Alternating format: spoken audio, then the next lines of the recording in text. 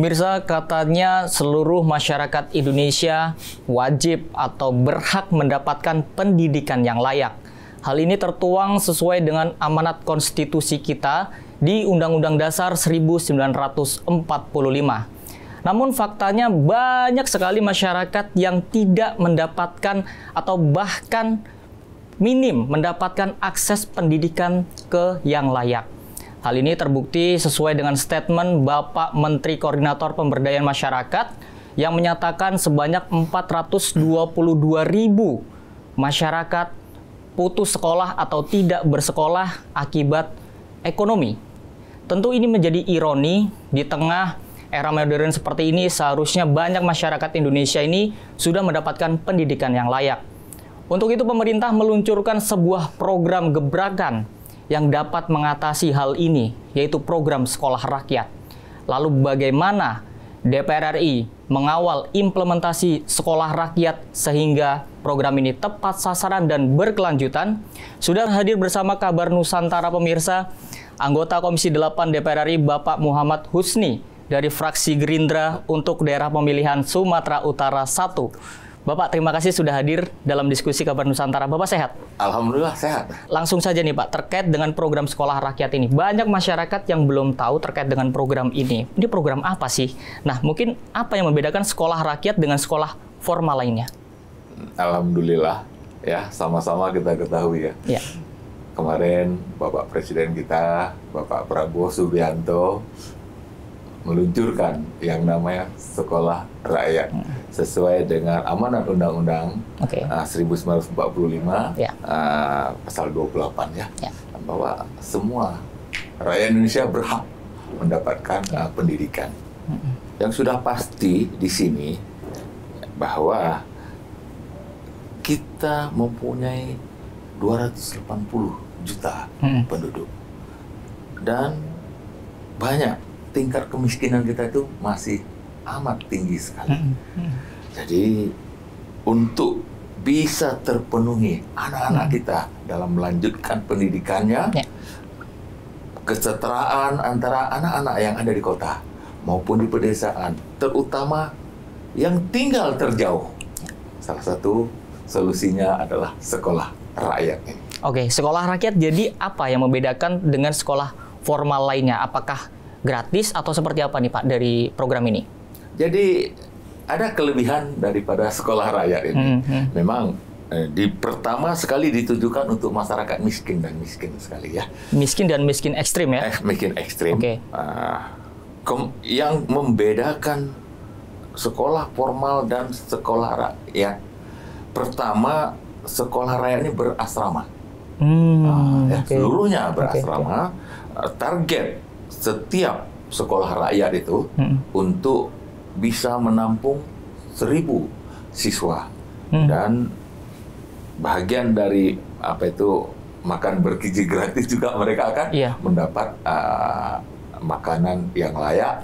Jadi tempatnya layak, makanannya layak, guru-gurunya juga guru-guru yang profesional yang direkrut di daerah-daerah terdekat daripada sekolah rakyat itu sendiri. Oke, kita berbicara target dulu Pak Husni. Tadi Pak Husni berbicara satu sekolah rakyat itu targetnya adalah 1.000 siswa ya Pak ya? Iya betul. 1.000 siswa miskin ataupun miskin ekstrim. Nah, siapa saja nih Pak yang berhak? Kan miskin dan miskin ekstrim itu kan perlu penjabaran yang luas seperti itu Pak. Apakah kira-kira menurut Pak Husni siapa yang berhak atau yang layak siswa-siswa ini bersekolah di sekolah rakyat? Pertama yang mempunyai DTKS ya. Nah, DTKS, makanya kadang-kadang kan banyak yang berpikir ini kok sekolah tidak ke Kemendikbud, malah ke di bawah Kementerian pengelolaannya ya, di bawah Kementerian Sosial. Karena yang mempunyai data itu ada di Kementerian Sosial. Jadi tentang orang-orang tuanya penerima bantuan, baik itu bansos, penerima bantuan, baik itu PKH dan lain sebagainya, itu ada di Kementerian Sosial. Jadi insya Allah apalagi sekarang Kementerian Sosial lagi melakukan penyempurnaan data daripada masyarakat miskin dan juga yang miskin ekstrim. Yang kalau Pak Presiden bilang tahun depan miskin ekstrim ini harus dinolkan. Target 2026. Target 2026. Iya, Pak, terkait dengan kemarin juga banyak sekali ramai wacana terkait dengan anak-anak jalanan, Pak, untuk bisa di sekolah rakyat seperti itu. Nah, apakah data dari Kementerian Sosial yang sejauh ini kan Komisi 8 bermitra dengan Kementerian Sosial. Betul. Data atau DTSEN itu juga suka bermasalah seperti itu, Pak. Iya. Tidak valid dan sebagainya. Nah, seperti apa bisa mengontrol hal itu, Pak, supaya target sekolah rakyat ini bisa tepat sasaran? Memang itu memerlukan kerja keras kita semua ya. Bukan hanya dari pihak Kementerian Sosial, kita juga DPR RI, khususnya Komisi 8, tetap melakukan pengawasan-pengawasan. Jangan sampai anak-anak yang mestinya masuk, tapi tidak termasukkan. Apalagi tahap pertama, itu rata-rata mengambil satu sekolah rakyat itu 25 untuk anak SD, 25 untuk SMP, dan 25 untuk anak-anak setingkat LSTA ya. Jadi tentunya ini akan pasti menimbulkan minat yang sangat luar biasa. Sekolah tak perlu bayar, dapat penginapan, makan yang gratis, dan dididik dengan guru-guru yang baik. Jangan sampai ini jangan sampai kita ini kecolongan. Tentunya kami yang bermitra dengan Kementerian Sosial itu menekan Kementerian Sosial supaya betul-betul kita kawal. Apalagi kami ini kan ada 40 lebih anggota DPR RI di Komisi 8. Tentunya ya kita akan melihat, jangan sekolah rakyat yang diperuntukkan untuk masyarakat miskin dan miskin ekstrim tiba-tiba disalahgunakan oleh orang-orang yang berkemampuan, yang notabene mereka juga sanggup menyekolahkan anaknya di sekolah-sekolah yang biasa. Nah, itu yang baru saya mau tanyakan, Pak. Bagaimana untuk menghindari kong kali kong, Pak? Yang seharusnya, karena sekarang kita berbicara sekolah rakyat. Kemarin saya juga sudah meninjau langsung atau liputan, Pak, di salah satu sekolah rakyat yang ada di Jakarta. Itu juga secara fasilitas itu lumayan. Gedungnya bagus, kemudian asramanya bagus, kemudian dijamin juga makannya, itu, Pak. Dan jangan sampai ada yang seharusnya dia mampu untuk sekolah di bawah yang Kemendikdasmen, tapi akhirnya ada kong kali kong di situ bisa masuk ke sekolah rakyat. Gimana ininya, Pak? Caranya konkretnya seperti apa? Begini, pertama kita dari Kementerian Sosial itu kan memeriksa bahwa orang tuanya penerima bansos dan terdaftar di DTKS. Itu juga akan ada peninjauan. Peninjauan kembali, ya jangan nanti kita lihat masuk DTKS, rupanya rumahnya lantainya keramik atau marmer ya kan, itu memang dilakukan peninjauan ulang dilakukan itu oleh pihak-pihak yang dari Kementerian Sosial itu sendiri. Jadi ya untuk tahap awal ya kita percayakan semua. Percaya dulu.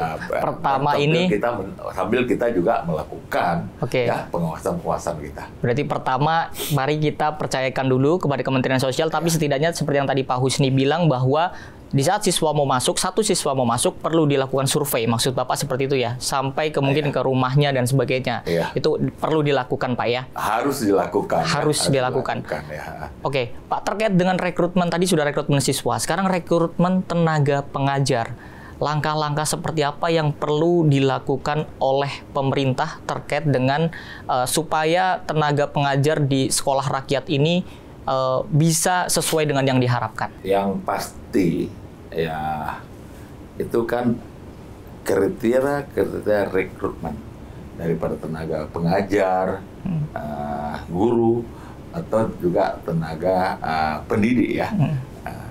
Itu pasti harus mengikuti SOP yang berlaku seperti di sekolah-sekolah negeri yang biasa. Dan lebih diutamakan kalau ada penduduk setempat. Karena kalau kita bercerita tentang Jakarta mungkin lebih mudah ya. Tapi kalau di Maluku perbatasan itu harus mengutamakan penduduk-penduduk setempat yang memang dia mungkin ya dia tamatan perguruan tinggi pengajaran ya kan. Hal seperti itu. Jadi jangan nanti, karena kan ini salah satu skala prioritas adalah di daerah-daerah yang terjauh. Apakah tenaga pendidik yang notabene misalnya orang kota mau dia ke sana? Belum tentu. Ya, yang sudah pasti apa yang jadi adanya sumber daya manusia, sumber daya pengajar, sumber daya pendidik yang ada di lokasi tersebut harus kita manfaatkan semaksimal.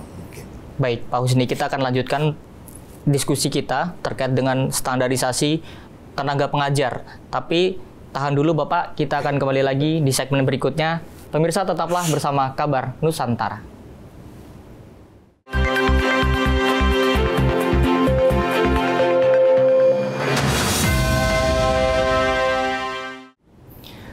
Pemirsa, kembali lagi dalam program Kabar Nusantara, masih bersama anggota Komisi 8 DPR RI, Bapak Husni nih Pak.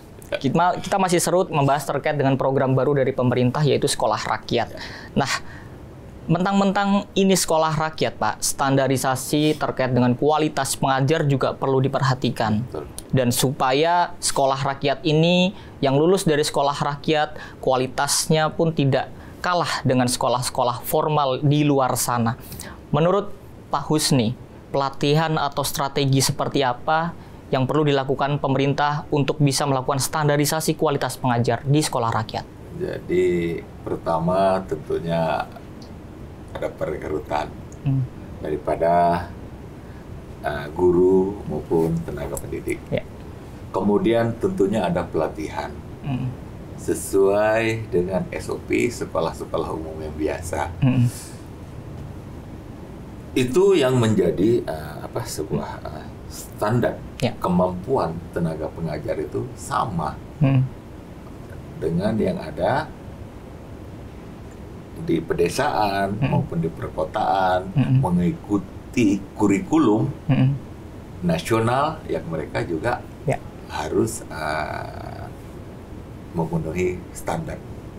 Kalau itu semua tercapai, kalau mungkin di daerah saya sebut tadi ke daerah perkotaan itu mungkin jauh lebih mudah. Kalau di daerah terpinggirkan 3T ya. 3T mungkin dari penduduk setempat mungkin ya. Kalau kita berasumsi itu nggak mencukupi, oke lah kita boleh datangkan dari kota-kota yang terdekat. Jadi supaya kelulusan kesempatan daripada siswa daerah tertinggal dengan daerah perkotaan, dia secara nasional mempunyai sebuah tingkat standar yang sama. Oke, Pak Husni, kalau menurut penilaian Pak Husni nih, sekolah rakyat ini sebetulnya, kan ini banyak masyarakat sebetulnya di sekolah rakyat ini yang putus sekolah dan atau tidak bersekolah seperti itu. Apakah siswa-siswa di dalamnya itu perlu diarahkan berorientasi pada ijazah seperti sekolah-sekolah formal di luar sana, atau memang perlu ada seperti pendidikan karakter yang lebih, atau seperti apa nih Pak? Saya melihat ya dari program daripada Bapak Presiden kita, Pak Prabowo, pertama anak-anak itu mendapatkan pendidikan yang layak. Kemudian dengan adanya sekolah rakyat ini, tentunya kita boleh berasumsi dengan tingkat pengajar, ya kita boleh katakan dengan yang sudah memadai ya. Jadi bukan hanya anak-anak yang nantinya yang putus sekolah, rata-rata putus sekolah anak-anak kita kebanyakan di masalah perekonomian. Betul. Kita bisa lihat mungkin sekarang banyak sekolah-sekolah pemerintah lah ya, kita katakan. Mereka program wajib belajar itu berapa tahun? 12? Iya, 12 tahun. 12 tahun. Di sekolah rakyat semuanya disediakan. Bukan hanya cuma makan, bukan hanya tempat menginap. Dari pakaian, sepatu, seragam, dan lain sebagainya, itu semuanya dipersiapkan untuk mahasiswa-siswa yang mungkin di sekolah-sekolah biasa juga belum tentu mendapatkannya. Betul. Makanya sasaran daripada sekolah rakyat nih sekarang kan sudah ada 200 ya. Tahap pertama 100, tahap kedua 100 lagi. Sasarannya dari Bapak Presiden kita, satu kabupaten kota harus ada satu sekolah rakyat. Oh, itu targetnya Pak ya? Targetnya. Berarti akan ada ribuan titik sekolah rakyat ke depannya Pak ya? Ya, berapa banyak. Betul. Ya. Namun begitu, hari ini sekolah rakyat itu rata-rata Pemda ya, pemerintah daerah baik kabupaten kota itu ya harus menyediakan lahan, ya lahan lebih kurang itu 10 hektar dan itu daerah yang aman, tidak dekat dengan hutan produktif, tidak tanah sengketa dan lain sebagainya. Oke. Pak, kemarin juga dari Kementerian PU menyampaikan bahwa untuk pembangunan satu sekolah rakyat untuk di tahap 2 itu membutuhkan sekitar 200 miliar. Itu akan berapa banyak Pak anggaran yang dikucurkan untuk negara untuk sekolah rakyat Pak? Ini luar biasa ya. Iya. Namanya sekolah rakyat ya. Tapi kalau untuk 200 miliar itu sudah pasti gedungnya udah pasti bagus kan? Harusnya bagus. Harusnya bagus. Yang kedua, mungkin ada lapangan olahraga, ada tempat bermain, dan lain sebagainya. Dan tentu pemanfaatan teknologi seperti laptop dan sebagainya itu seharusnya sudah lengkap ada Pak ya, dengan anggaran segitu? Harusnya ada. Dan ini, itu untuk tahap pertama, kita pukul rata aja lah ya. Kita pukul rata SD, SMP, SMA. 25, 25 misalnya. Ya, ada juga yang tahap pertama ini malah SD-nya tak cuma sedikit sekali. Karena banyak yang setingkat SMP dan SMA. Itu artinya bahwa mereka akan mendapatkan fasilitas yang begitu baik. Ini tahun pertama. Tahun kedua, sebegitu lagi. Tapi kita tidak cerita tentang pembangunan fisik ya kan? Tentu kita bercerita tentang kelanjutan daripada program sekolah rakyat itu sendiri. Ini saya pikir ini suatu hal yang luar biasa dan ini patut disambut baik oleh seluruh masyarakat di Republik Indonesia ini. Baik, sangat luar biasa ya untuk anggaran, bahkan secara fasilitas kalau memang itu tepat sasaran, tentu masyarakat-masyarakat yang seharusnya atau yang sebelumnya tidak mendapatkan pendidikan yang layak akan sangat terdongkrak dengan adanya sekolah rakyat ini. Betul. Pak.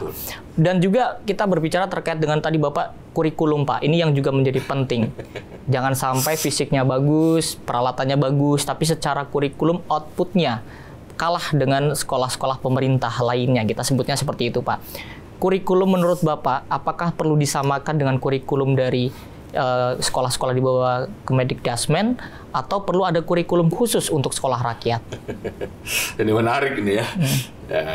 Jadi apa yang dicanangkan, bahwa kurikulum kita, sekolah rakyat itu sama dengan sekolah-sekolah umum yang biasa.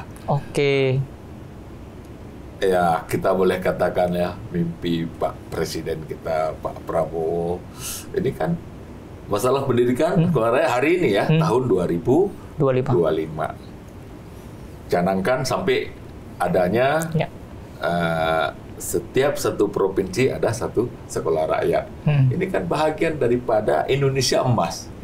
Tahun 2045 kita harus bebas. Bukan hanya kemiskinan, juga masalah pendidikan dasar yang sudah memadai. Luar biasa.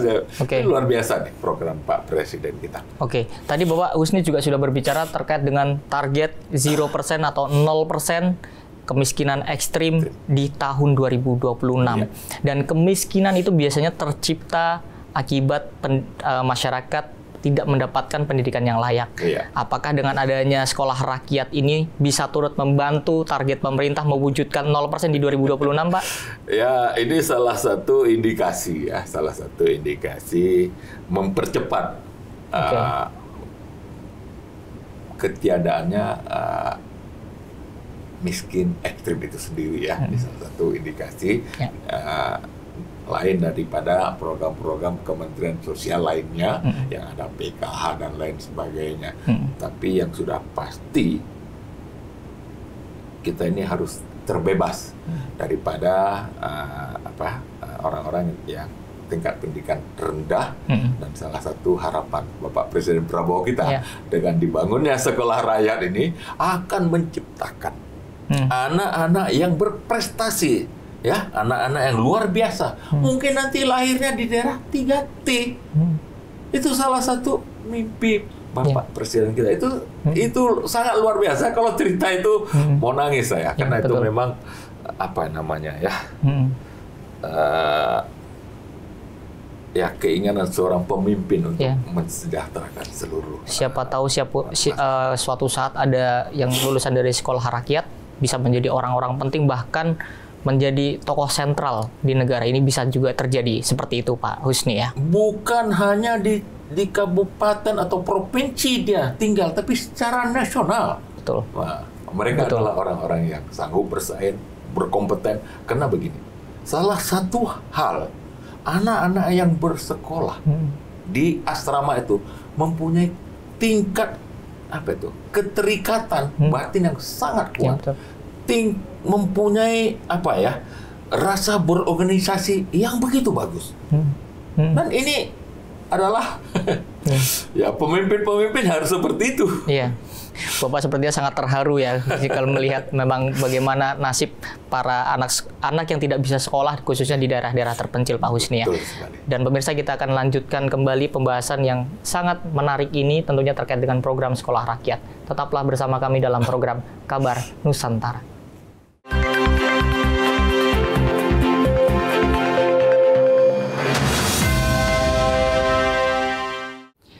Pemirsa, kembali lagi dalam program Kabar Nusantara, masih bersama Bapak Husni. Pak Husni, karena memang Pak Husni cukup tersentuh batinnya, karena Pak Husni di anggota Komisi 8, dan Komisi 8 kebetulan Kementerian Sosial, dan Pak Husni sering berkeliling daerah melihat mungkin masyarakat yang menjadi naungan dari Kementerian Sosial, banyak yang seperti itu, Pak, dan tidak mendapatkan akses pendidikan yang layak. Jadi kita memahami hal tersebut. Namun langsung saja, Pak, langsung ke topik terkait dengan program sekolah rakyat, Pak. Di sekolah rakyat ini, Pak, itu suksesnya program ini tentu tidak terlepas dari pengawasan DPR RI. Betul. Supaya program ini dapat tepat sasaran dan keberlanjutan. Kira-kira mekanisme pengawasan seperti apa yang akan dilakukan oleh DPR RI supaya program ini sukses dan berlanjut? Yang pertama ya, tapi akan kita sebut bahwa pendataan itu ada di Kementerian Sosial. Nah, itu yang namanya DTKS. Yang penerima bantuan sembako, bansos, PKH, ya. Tentunya mereka adalah bagian daripada masyarakat miskin dan miskin ekstrim. Ada juga yang mungkin ya, yang belum terdata ini mungkin juga banyak ya. Salah satunya kita ini anggota DPR RI dari khususnya Komisi 8, kemarin kita minta kepada Bapak Gus Menteri Sosial supaya kita juga diberikan slot di dalam pendataan DTKS.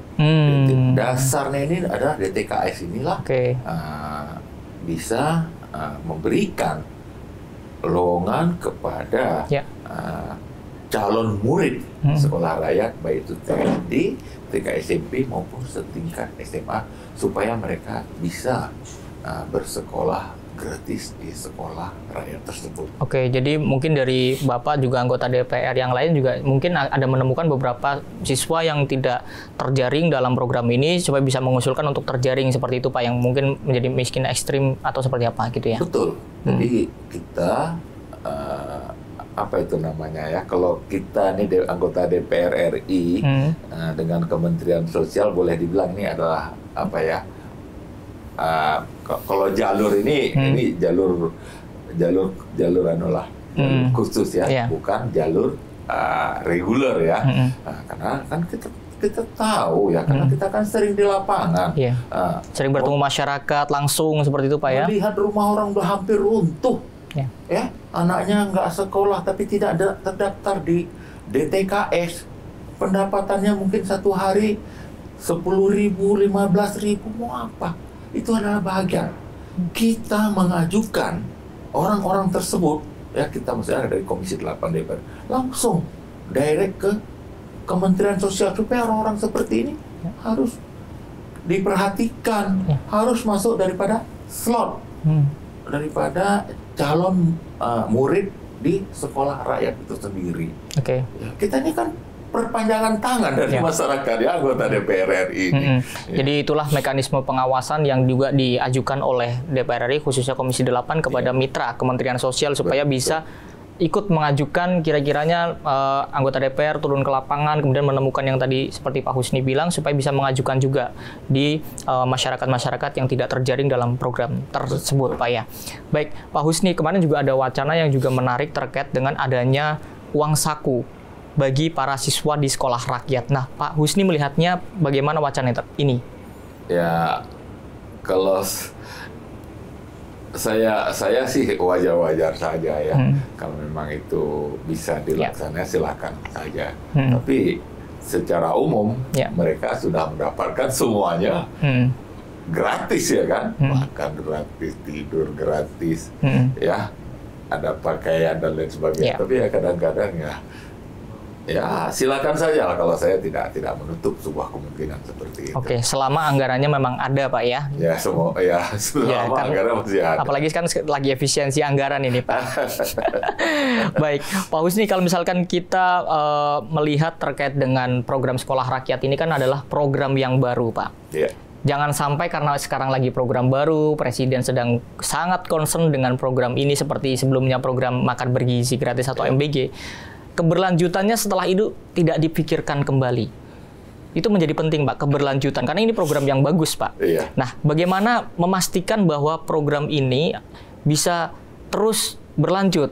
Khususnya orang-orang yang di lapangan, yang langsung bersentuhan dengan ini tetap semangatnya sama seperti saat launching, Pak. Ya, itu yang pertama ya. Ini kan pendidikan ini kan berlanjut ya. Kalau dia masuk dari tingkat SD, dia harus selesai di tingkat setelah SMA ya. Begitu. Tentunya kami DPR RI terus mendorong supaya pemerintah ini menganggarkan terus. Jangan berhenti di tengah jalan. Ya. Kalau dia terhenti di tengah jalan, gedungnya sudah bagus, siswanya sudah ada, programnya sudah jalan. Tentunya kita mendorong, karena ini semuanya kan ini untuk kepentingan daripada anak-anak bangsa kita sendiri, daripada pemerataan pendidikan itu sendiri, bahwa kita menjalankan amanat Undang-Undang Dasar 1945 tentang masalah pendidikan itu sendiri. Oke, jadi kebetulan juga DPR RI ada fungsi anggaran di situ.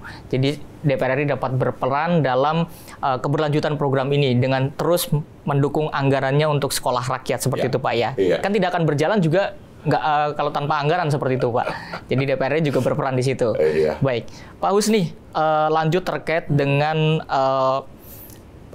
sekolah rakyat ini kan saat ini di awal-awal masih menggunakan anggaran APBN atau anggaran negara. Kita berbicara anggaran nih Pak. Selain kedepannya, apakah tidak bisa melibatkan misalkan swasta melalui CSR atau apapun itu supaya sekolah rakyat ini bisa lebih maju, lebih mandiri dan sebagainya untuk ke depan? Ya, pertama yang sudah pasti kan kita mengandalkan anggaran daripada APBN itu sendiri ya. Oke. Tentunya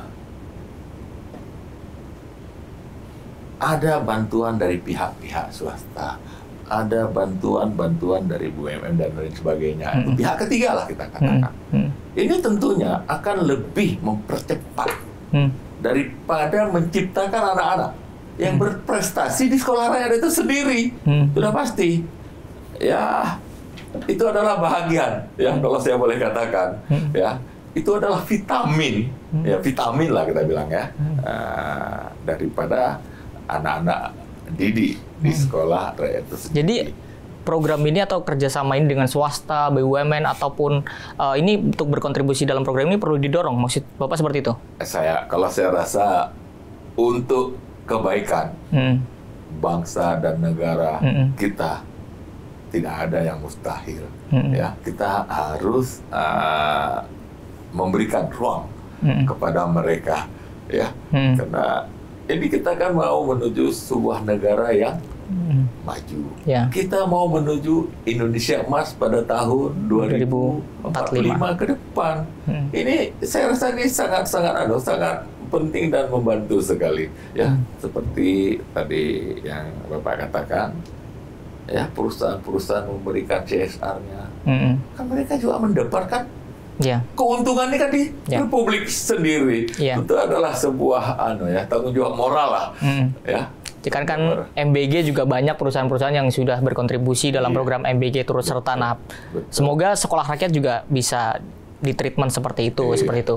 Pak Husni, kalau misalkan kita berbicara, ini kan sekolah rakyat kan ada beberapa stakeholder terkait dengan pembangunan infrastruktur ada di Kementerian PU, kemudian kurikulum ada di Kemendikdasmet atau pendidikan, Pak ya, seperti itu. Nah, untuk terkait dengan operasionalnya ada di Kementerian Sosial. Nah, ini kan lintas kementerian. Kolaborasinya seperti apa, Pak? Harmonis, sinerginya seperti apa? Ini mungkin bisa disampaikan kepada pemirsa. Alhamdulillah sampai hari ini nggak ada ketersinggungan. Bukan apa ya? Antara satu kementerian dan lainnya. Kementerian nggak ada. Aman-aman saja. Dan juga mestinya kan kita harus berpikir, ya ini sekolah rakyat kok di Kementerian Sosial, ya kan? Itu. Tapi kan kita lihat memang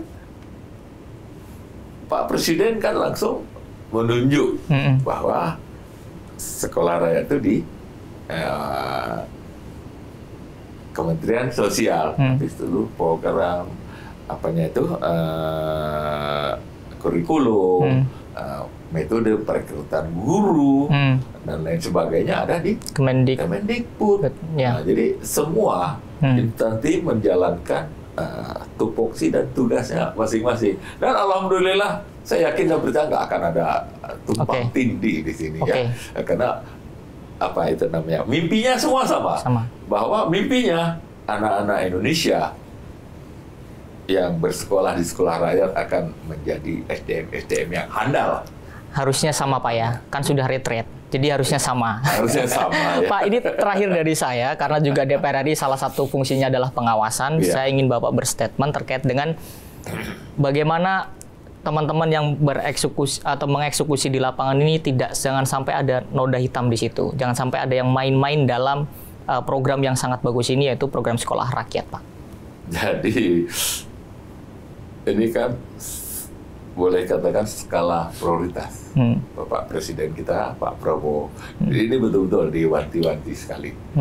Jangan ada lokasi sekolah yang di hutan, yang orang nggak bisa akses dan lain sebagainya, atau banyak hal lah, ya. Yang notabene yang disebutkan ada noda hitam itu sendiri. Tentunya kami dalam berapa kali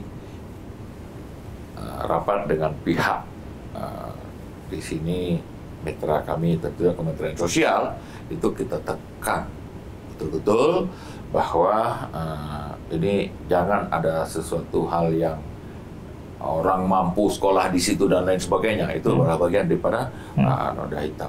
Jadi saya lihat, ya, menteri-menteri di bawah Pak Presiden Prabowo ini ya lebih kompak lah, ya. Baik, terima kasih Pak Husni. Iya. Semoga memang tidak ada yang main-main dan jangan sampai selama program ini ada noda hitam di dalam sekolah rakyat, Pak ya. Betul. Dan Pak Husni dan Komisi 8 berkomitmen untuk mengawasi hal tersebut. Jadi daerah rawan gempa sendiri pun tak boleh dibangun sekolah raya. Begitulah detailnya di dalam menyiapkan persiapan sekolah rakyat itu sendiri. Baik, terima kasih Pak Husni atas diskusi yang sangat menarik, dan tadi Pak Husni sampai tersentuh hatinya nih terkait dengan program. Memang program sekolah rakyat ini adalah program yang sangat bagus. Untuk itu seluruh kita pemirsa dapat berkontribusi turut mengawasi Pak ya masyarakat terkait dengan berjalannya program sekolah rakyat ini, supaya program sekolah rakyat ini dapat tepat sasaran dan juga berjalan secara berkelanjutan. Pemirsa, sekian program Kabar Nusantara kali ini, dan tentunya Anda dapat menyaksikan program-program seputar kegiatan DPR RI lainnya hanya di TVR Parlemen. Anda dapat mengaksesnya di kanal YouTube kami ataupun di website kami di tvrparlemen.dpr.go.id. Terima kasih dan sampai jumpa.